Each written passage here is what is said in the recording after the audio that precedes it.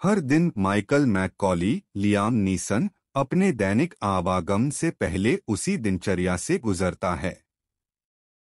वह काम पर जाने के लिए ट्रेन में चढ़ने से पहले अपनी पत्नी करेन, एलिजाबेथ मैकगवर्न और बेटे डैनी, डीन चार्ल्स चैपमैन के साथ समय बिताता है। अक्सर वॉल्ट जोनाथन बैंक जैसे अन्य नियमित यात्रियों के साथ उलझता रहता है।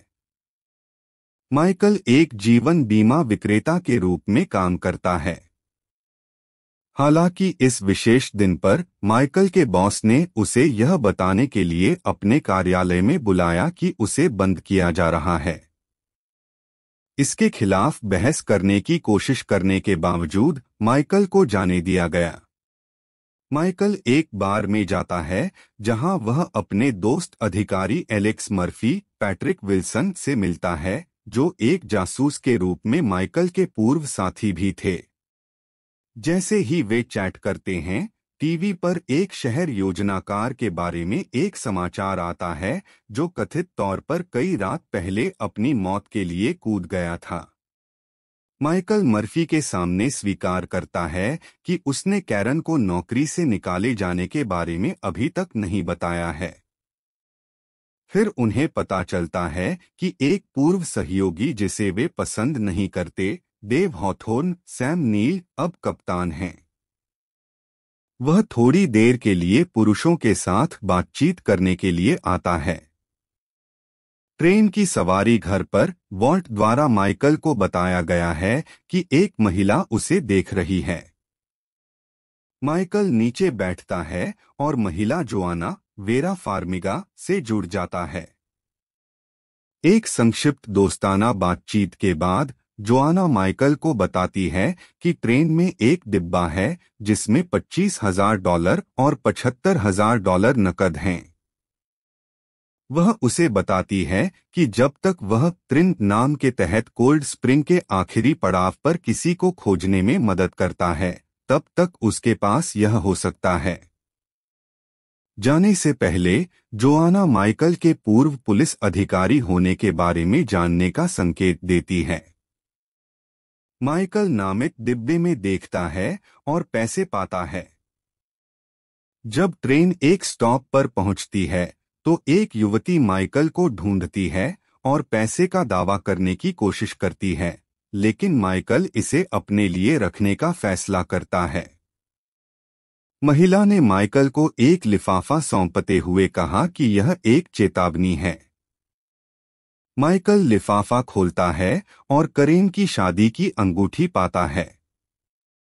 चूंकि उसने अपना फोन खो दिया था, माइकल एक अन्य कम्यूटर टोनी एंडी निमन का फोन उधार लेता है।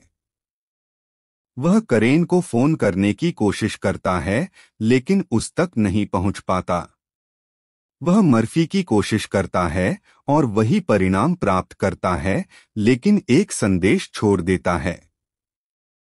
वह फिर जोआना से सुनता है, जो उसे बताता है कि उसने अपनी पसंद बना ली है और अब प्रिन को ढूंढना चाहिए या करेन और डैनी के साथ कुछ होगा।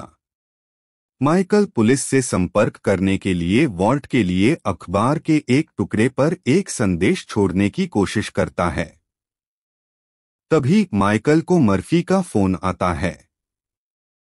जब माइकल उसे बताता है कि क्या चल रहा है, मर्फी उल्लेख करता है कि प्राइन नाम के एक गवाह ने दावा किया है कि उसने 2 लोगों को सिटी प्लानर को उसकी मौत के लिए फेंकते देखा है। मर्फी के साथ फोन रखने के बाद जोआना माइकल को फिर से बुलाती है और उसका ध्यान खिड़की से बाहर निकालती है।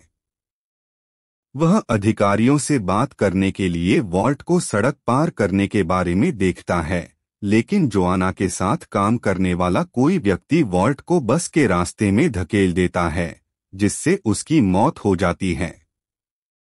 वह माइकल को चेतावनी देती है कि ऐसा तब होता है जब वह अपना रास्ता निकालने की कोशिश करता है। वह माइकल को निर्देश देती है कि वह प्राइने और उनके पास रखे एक बैग को ढूंढे और एक ट्रैकर लगाने के लिए वे बैग पर उसके पास खिसक गए। माइकल अन्य यात्रियों को देखता है कि कोई उसे देख रहा है या नहीं। वह कुछ ऐसे लोगों के साथ बातचीत करता है जो सोचते हैं कि वह अजीब है।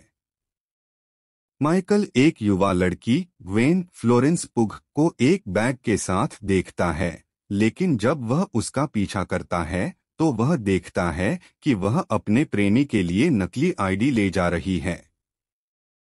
माइकल ने तब एक युवक डायलन किलियन स्कॉट को फोन पर बात करते हुए और एक बैग ले जाते हुए देखा। माइकल डायलन का पीछा करता है, जो उसका पीछा करने के लिए अगली कार में उस पर हमला करता है। जब माइकल ने प्राइन का उल्लेख किया तो डायलन को संदेह हुआ और दोनों तब तक लड़ते रहे जब तक कि माइकल ने डायलन को जीतने नहीं दिया ताकि वह उस पर नजर रख सके। थोड़ी देर बाद जोआना द्वारा माइकल को फिर से बुलाया जाता है और वह खाली कार के फर्श के नीचे देखता है। डायलन के शरीर में उसके सिर में गोली लगी है। वह ऐसा होने के लिए माइकल को दोषी ठहराती है क्योंकि उसने गलत व्यक्ति की पहचान की थी। बात बिगड़ने के लिए ट्रेन में गड़बड़ी की बात कहकर पुलिस आ रही है। माइकल डायलन के शरीर के बगल में छिप जाता है, लेकिन कार का निरीक्षण करने वाले एक पुलिस वाले के हैंडल पर कदम रखने पर वह बंद हो जाता है। जैसे ही ट्रेन फिर से शुरू होती है, माइकल फिसल जाता है और ट्रेन में वापस दौड़ने से पहले उसके नीचे से लुढ़क जाता है। उसका बैग पकड़ा जाता है और जब वह उसे वापस खींचता है तो सारे पैसे $100 बिल को छोड़कर उड़ जाते हैं। जैसे जैसे ट्रेन कोल्ड स्प्रिंग के करीब आती है, माइकल और अधिक हताश हो जाता है। वह 5 यात्रियों को संभावित रूप से प्रिन के रूप में पेश करता है क्योंकि उसने उन्हें पहले कभी ट्रेन में नहीं देखा था। गलती से यह सोचने के बाद कि टोनी के साथ ताश खेलने वाला व्यक्ति प्राइन है, माइकल खाली कार में एक गिटार वादक ओलिवर कोबना होल्डब्रुक स्मिथ का पीछा करता है। ओलिवर प्राइन नहीं निकला, लेकिन जोआना के साथ काम करने वाले एक हत्यारे को प्राइने को मारने के लिए भेजा गया। माइकल थोड़ी देर के लिए ओलिवर से लड़ता है जब तक कि वे एक खिड़की नहीं तोड़ देते। ओलिवर माइकल को बाहर धकेलने की कोशिश करता है, लेकिन माइकल ऊपरी हाथ पकड़ लेता है और ओलिवर को खिड़की से बाहर फेंकने से पहले उसकी गर्दन पर वार करता है, जहां वह दूसरी गुजरती ट्रेन से बाहर निकलता है। वह फिर ओलिवर की बंदूक पकड़ लेता है। 2 स्टॉप शेष रहने पर माइकल ट्रेन के एयर कंडीशनिंग में खराबी का कारण बनता है ताकि शेष सभी यात्री खाली डिब्बे में चले जाएं, जहां एसी अभी भी काम करता है।